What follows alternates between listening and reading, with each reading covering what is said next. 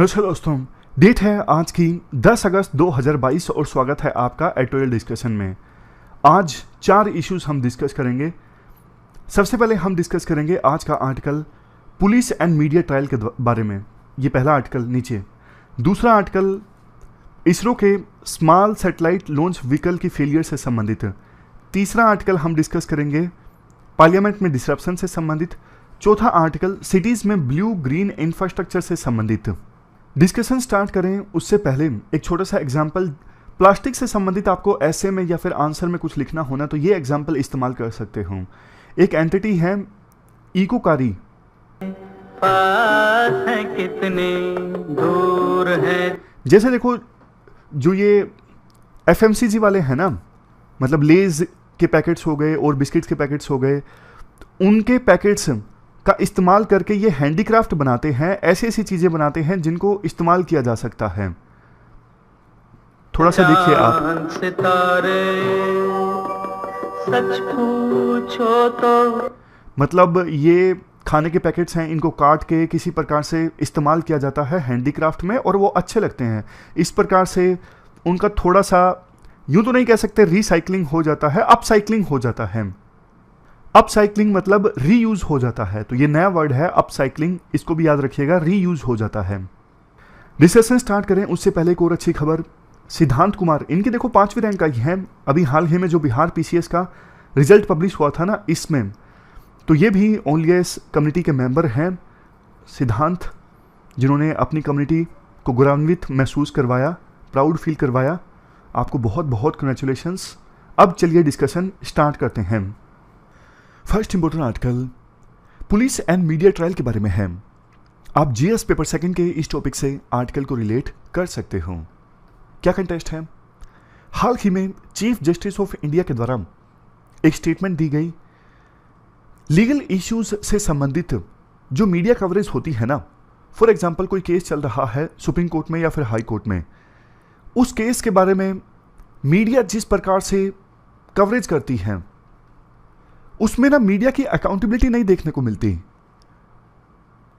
मतलब मीडिया सोच समझ के रैशनैलिटी के साथ किसी केस को कवर नहीं करती।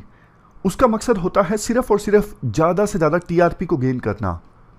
अपने जो कॉम्पिटिटिव न्यूज़ चैनल्स या फिर न्यूज़पेपर्स हैं उनसे आगे कैसे निकला जाए, सिर्फ इसी बारे में मीडिया आउटलेट्स सोचते हैं। हाल ही में आपको पता होगा ओल्ड न्यूज़ के को-फाउंडर मोहम्मद जुबैर, इनको गिरफ्तार किया गया था।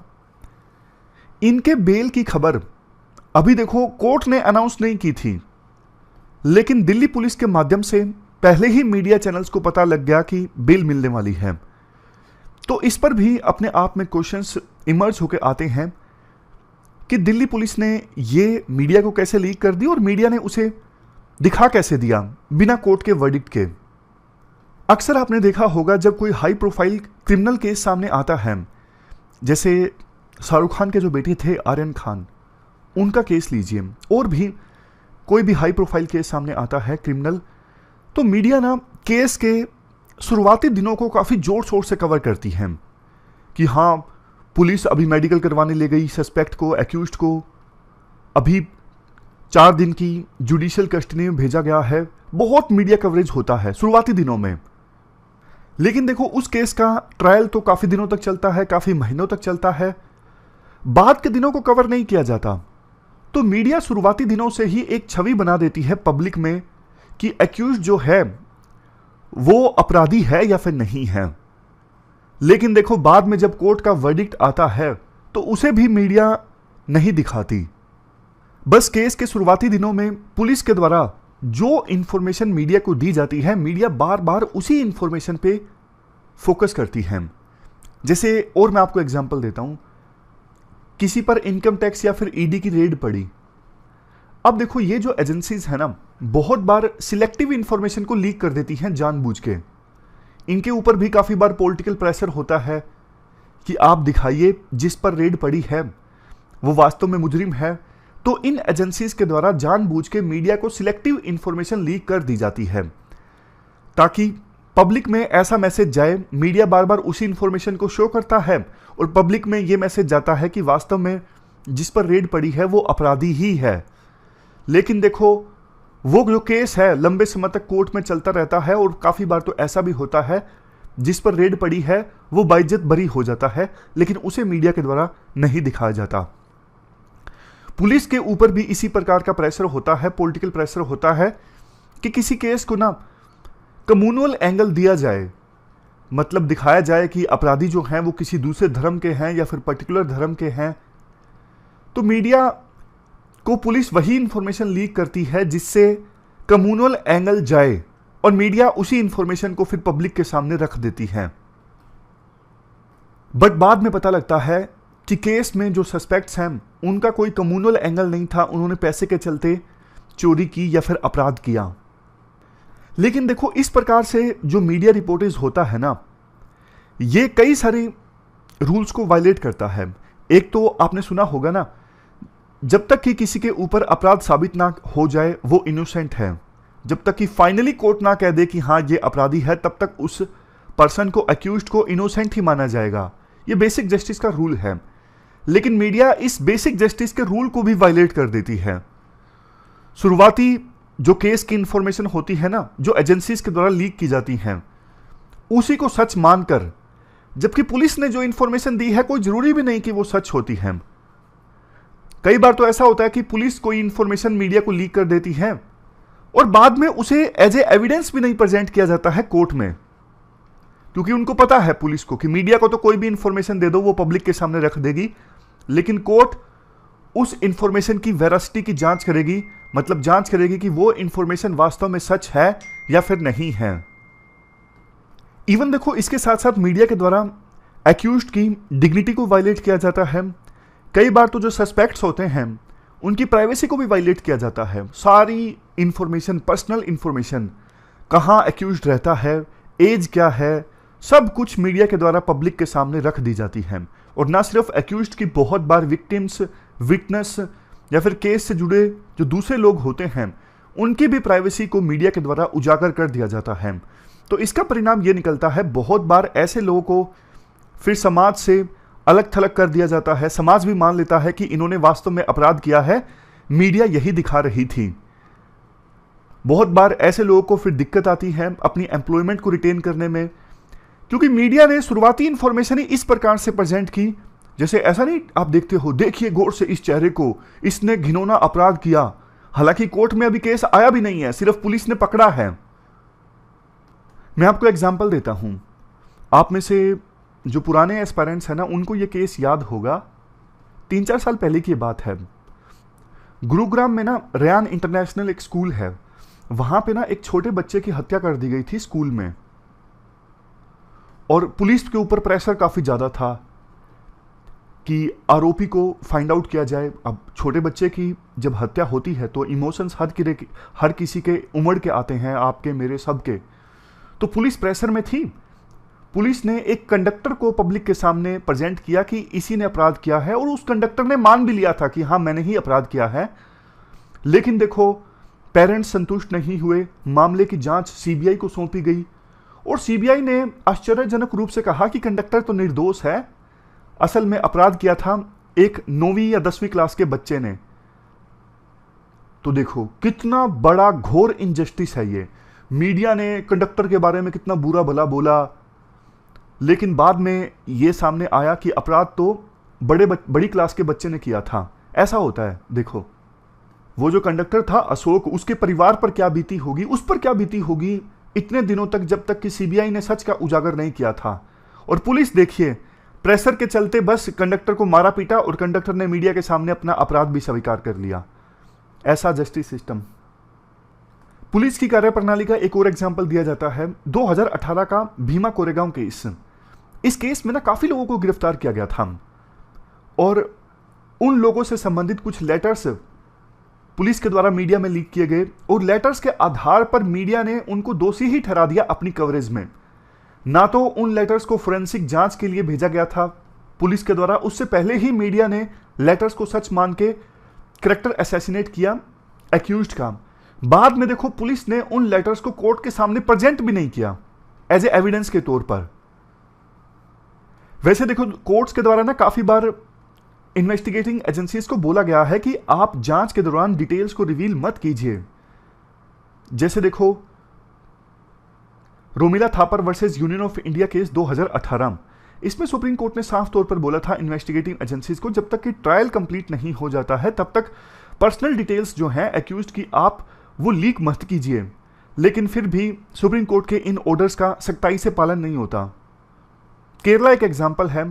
Kerala one of the few states हैं जिसने पूरी तरह से मना कर दिया है कि पुलिस कस्टडी में जो पर्सन्स हैं उनकी परेड नहीं कराई जाएगी, उनकी फोटोग्राफ्स को नहीं शेयर किया जाएगा। लेकिन देखो बाकी ज़्यादातर राज्यों में सिचुएशन काफ़ी ज़्यादा ख़राब है। मीडिया को कोई स्ट्रिक्ट गाइडलाइंस नहीं है ज़्यादातर स्टेट्स के द्वारा, और इन्फोर्समेंट भी काफ़ी ज़्यादा वीक है। मिनिस्ट्री ऑफ होम अफेयर्स के द्वारा ऑलमोस्ट 10 साल पहले एक मीडिया पॉलिसी अनाउंस की गई थी कवरेज, लीगल इश्यूज़ के कवरेज से संबंधित, लेकिन देखो उसकी कोई वैल्यू नहीं है क्योंकि पुलिस जो है वो स्टेट लिस्ट में आता है और स्टेट गवर्नमेंट के जुरिडिक्शन में आता है। पुलिस संबंधित इश्यूज यूनियन गवर्नमेंट के जुरिडिक्शन में नहीं आते हैं। और अक्सर आप देखते हो जैसे ही कोई केस सामने आता है हाई प्रोफाइल, उसमें एक्यूज्ड जो होते हैं उनके घर पहुंच जाते हैं मीडिया वाले, सारी जो पर्सनल डिटेल्स हैं वो पब्लिक के सामने रख दी जाती हैं। तो इसका मतलब ये सारे जो सर्कुलर्स हैं उनको नहीं फॉलो किया जा रहा है मीडिया के द्वारा। देखो ज़्यादातर पुलिस डिपार्टमेंट्स का तो अपना कोई डेडिकेटेड मीडिया सेल भी नहीं है। कोई भी पुलिस ऑफिसर कभी भी मीडिया से बात कर लेता है। कौन सी इन्फॉर्मेशन मीडिया तक जानी चाहिए, कौन सी नहीं जानी चाहिए, इस पर ज़्यादा सोचा नहीं जाता है। तो होना ये चाहिए लॉ इन्फोर्समेंट एजेंसीज और मीडिया, इनके बीच में ना जो कम्युनिकेशन चैनल्स हैं उनका बेटर रेगुलेशन होना चाहिए। मतलब हर एक डिपार्टमेंट में एक डेजिग्नेटेड ऑफिसर हो कि यही सिर्फ मीडिया से बात करेगा और कोई भी मीडिया को इन्फॉर्मेशन लीक नहीं करेगा चाहे कुछ भी हो जाए। अभी एक केस चल रहा है कोर्ट में, people's union for civil liberties है। इन्होंने सुप्रीम कोर्ट को कहा है कि आप मीडिया ब्रीफिंग्स जो की जाती हैं पुलिस के द्वारा मीडिया को, मतलब कि पुलिस जो इन्फॉर्मेशन देती है ना मीडिया को, उसे आप रेगुलेट कीजिए। उसे रेगुलेट करने के लिए आप गाइडलाइंस जारी कीजिए ताकि ट्रायल जो चल रहा है उसमें फेयरनेस इंश्योर की जा सके। अब देखो जुडिशरी के पास कोई और चारा ही नहीं है बजाय इसके कि वो पुलिस को डायरेक्टिव्स दे कि आपको ऐसा करना है, ऐसा नहीं करना है। दिक्कत देखो मीडिया एथिक्स की भी है। अब कायदे से होना तो ये चाहिए कि मीडिया ना जो भी इंफॉर्मेशन मीडिया को पुलिस से मिलती है, मीडिया उस इंफॉर्मेशन को वेरीफाई करे। लेकिन आज का जो है ना, आपको पता है टीआरपी की रेस देखने को मिलती है विभिन्न मीडिया आउटलेट्स के बीच में, तो किसी न्यूज चैनल के पास टाइम ही नहीं है कि पुलिस से जो इंफॉर्मेशन मिली उसे वेरीफाई किया जाए। जैसे ही इंफॉर्मेशन मिली ब्रेकिंग न्यूज चला दी जाती है कि देखो ये हो गया है, हमारे सूत्रों से खबर पता लगी है।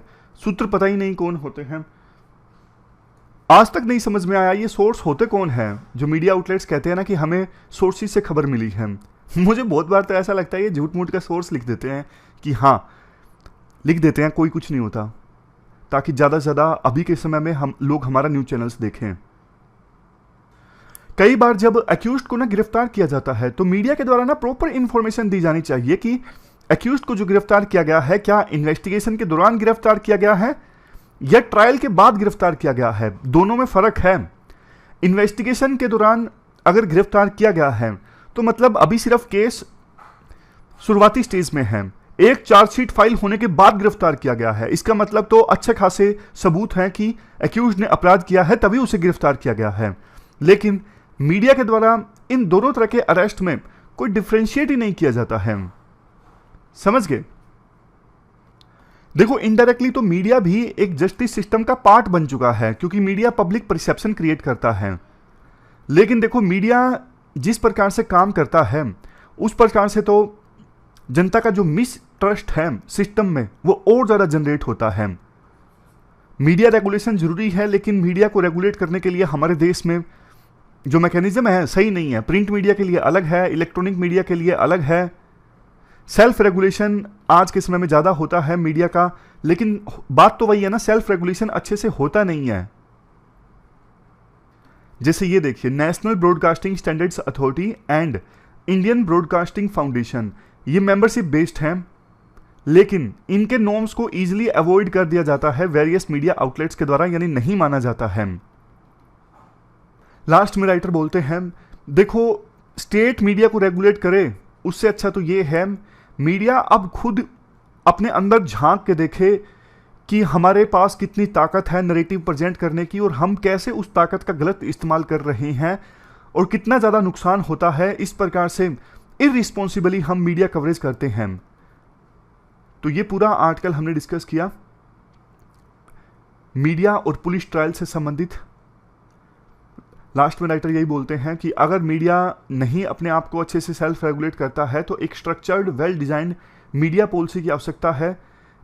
इसके बाद नेक्स्ट आर्टिकल इसरो के द्वारा सैटेलाइट लॉन्च करने में फेलियर से संबंधित है। आप जीएस पेपर 3 के इस टॉपिक से आर्टिकल को रिलेट कर सकते हो। देखो, इसरो ने ना एक नया सैटेलाइट लॉन्च व्हीकल बनाया जिसका नाम है SSLV, small satellite launch vehicle. आप ये तस्वीर देखिए, SSLV, इसके काफ़ी सारे फायदे हैं PSLV के मुकाबले में। जैसे हाइट कम है, diameter 2 metre, number of stages 4 नहीं है 3 है, लिफ्ट ऑफ मास 120 टन का है और PSLV का लिफ्ट ऑफ मास है 320 टन का। मतलब अगर छोटे सैटेलाइट्स लॉन्च करने हो ना, तब ये SSLV ज़्यादा यूज़फुल है। ज़्यादा सस्ते से ज़्यादा एफिशिएंटली छोटे सैटेलाइट्स लॉन्च किए जा सकते हैं इस सैटेलाइट लॉन्च व्हीकल की सहायता से।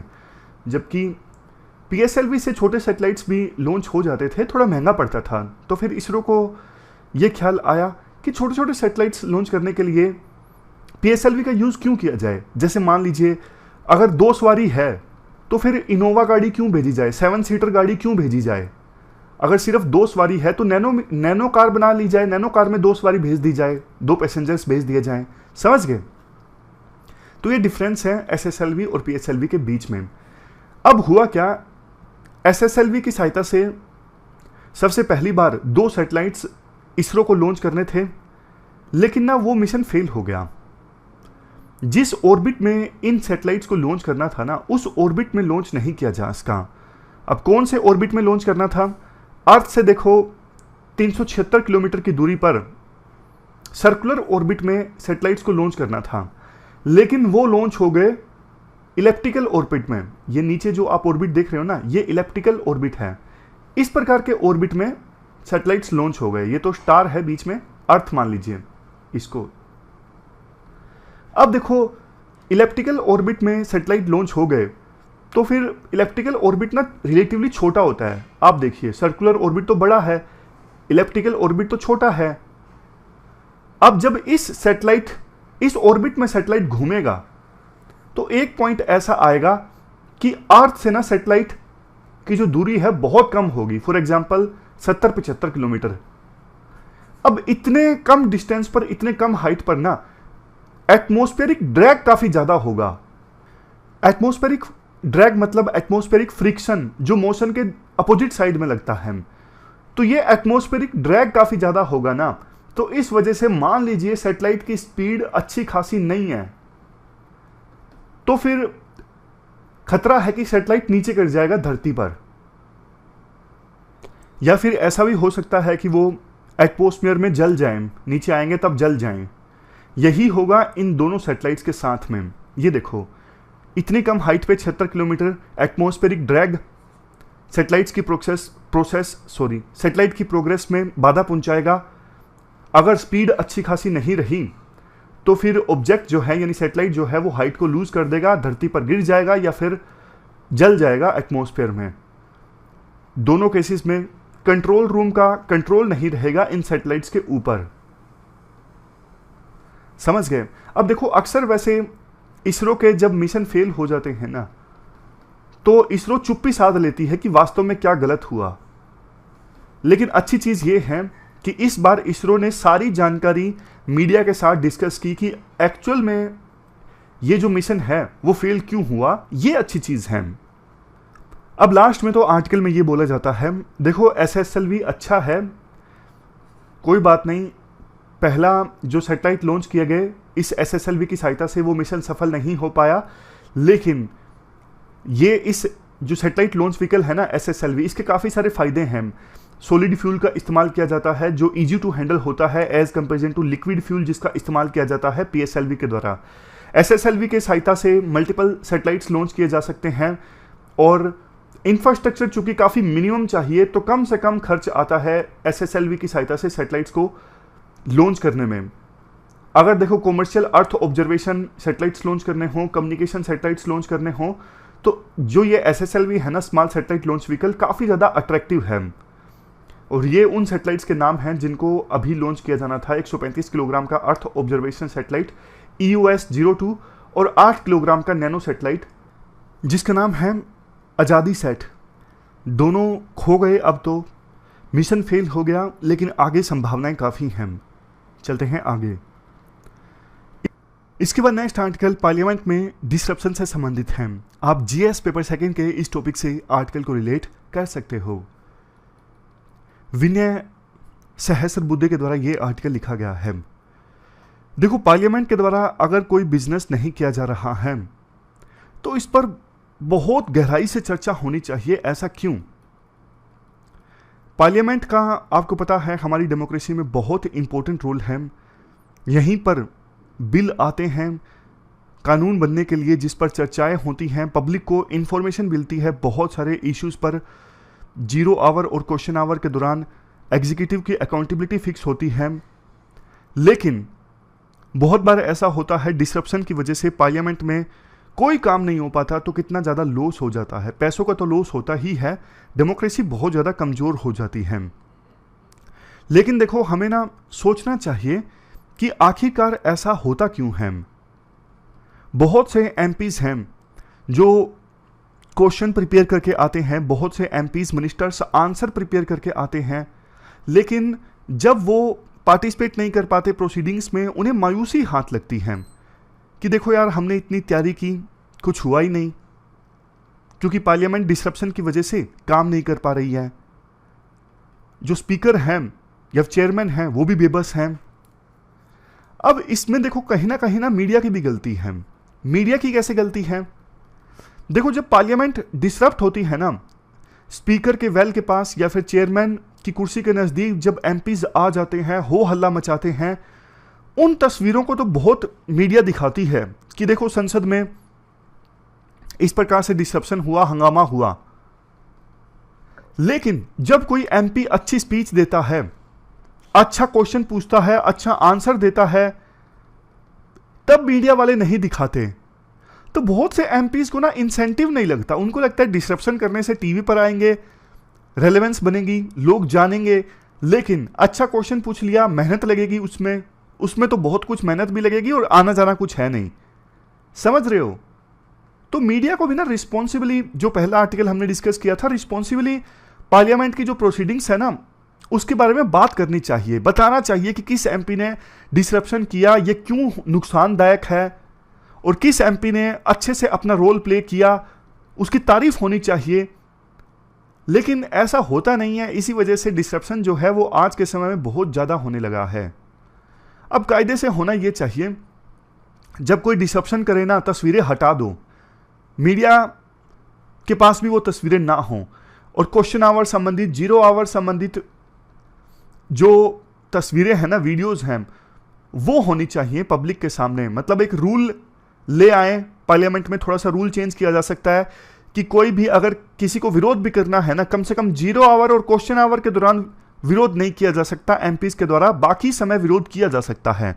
तो ये 2 आवर्स का एक्सपेरिमेंट किया जा सकता है कि जो भी इस आवर्स के दौरान हो उसको मीडिया रिस्पॉन्सिबली टेलीकास्ट करे, उसके बारे में बात करे। अगर कोई MP फिर भी विरोध करता है तो उसे ऑटोमेटिकली सस्पेंशन का प्रावधान होना चाहिए कि स्पीकर अपनी डिस्क्रिशन का यूज ही ना कर सकें कि जो वेल के नजदीक आया वो अपने आप सस्पेंड हो गया ऑटोमेटिक, मतलब रूल ही ऐसा बन गया। इस प्रकार के प्रोविजंस होने चाहिए। लास्ट में राइटर बोलते हैं, देखो नई पार्लियामेंट की बिल्डिंग अब बनने वाली है। सारे जो अब कार्रवाई है लोकसभा राज्यसभा की जल्द ही नई बिल्डिंग में होगी, लेकिन ना थोड़े बहुत रूल्स में भी बदलाव किया जाना चाहिए ताकि हमारे देश की जो डेलिब्रेटिव डेमोक्रेसी है इसे मजबूत बनाया जाए। ये तभी मजबूत होगी जब पार्लियामेंट में हेल्दी डिस्कशंस होंगी, डिबेट्स होंगी। तो ये पूरा आर्टिकल हमने डिस्कस किया पार्लियामेंट में डिसरप्शन से संबंधित।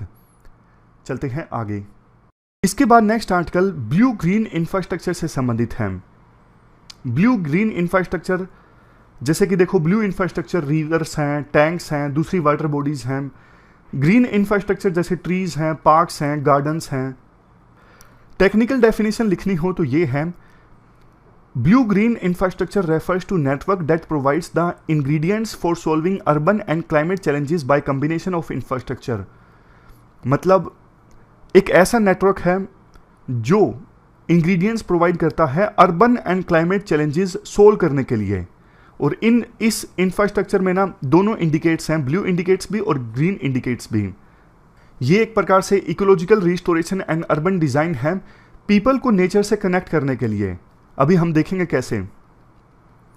देखो, ब्लू ग्रीन इंफ्रास्ट्रक्चर के एडवांटेजेस काफी ज्यादा हैं। जैसे देखो, इन्वायरमेंटल बेनिफिट्स।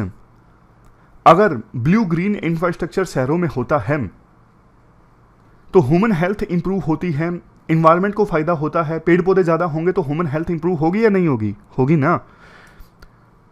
सोशल बेनिफिट्स काफी होते हैं, सिटी का जो करेक्टर है वो चेंज हो जाता है। पेड़ पौधे होंगे तो छाया मिलेगी लोगों को, एस्थेटिक जो एट्रीब्यूट्स हैं वो बढ़ेंगे, शहर सुंदर दिखेगा।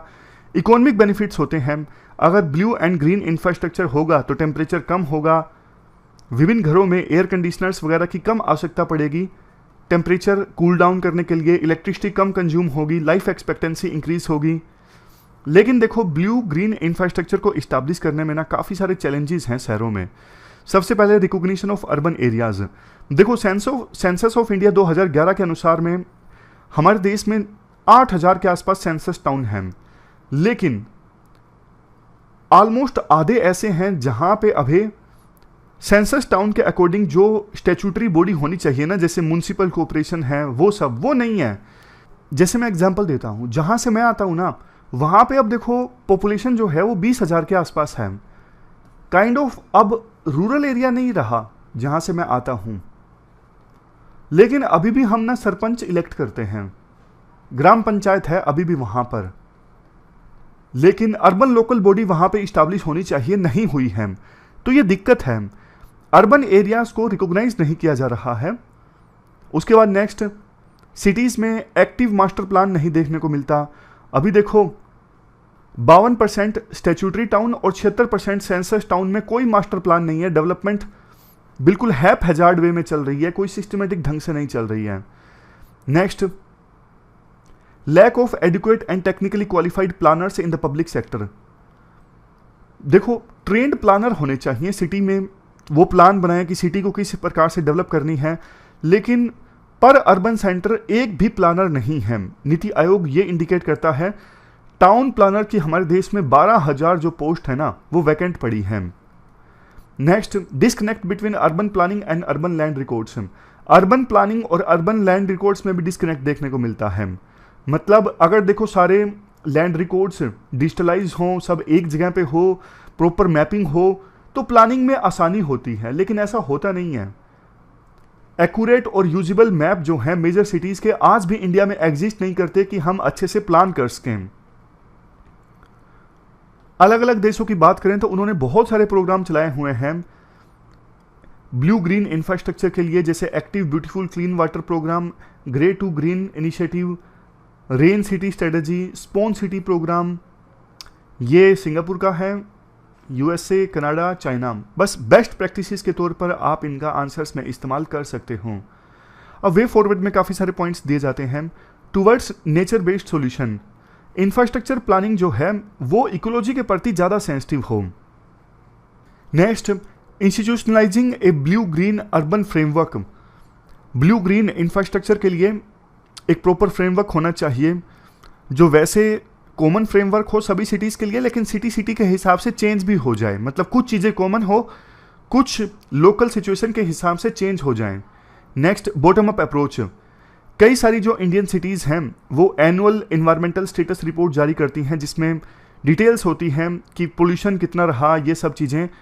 तो इन एक्टिविटीज़ को ना इंटीग्रेट किया जा सकता है annual blue green audit for all cities से, ताकि हर एक सिटी में जो डेटा है ना उसके आधार पर रियलिस्टिक सॉल्यूशंस को डेवलप किया जा सके कि सिटी में डेमोग्राफिक डेटा कहाँ क्या है, कहाँ पे कितने लोग रहते हैं, ये सारी चीज़ें।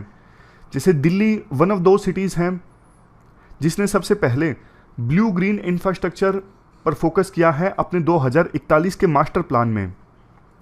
Next, multi stakeholder multi level participation. इसके लिए देखो अलग अलग स्टेक होल्डर्स को अपना पार्टिसिपेशन करना होगा, जैसे सिटीजन्स को भी, सिविल सोसाइटी के लोगों को भी, सरकार को तो करना ही होगा। सबका मतलब पार्टिसिपेशन होना जरूरी है। जैसे हमारे देश में बेंगलुरु और मदुरई 2 ऐसे शहर हैं जहां पर कंसिडरेबल सिटीजन्स का इन्वॉल्वमेंट है पॉलिसी मेकिंग में। लास्ट में fast tracking sustainable development goals.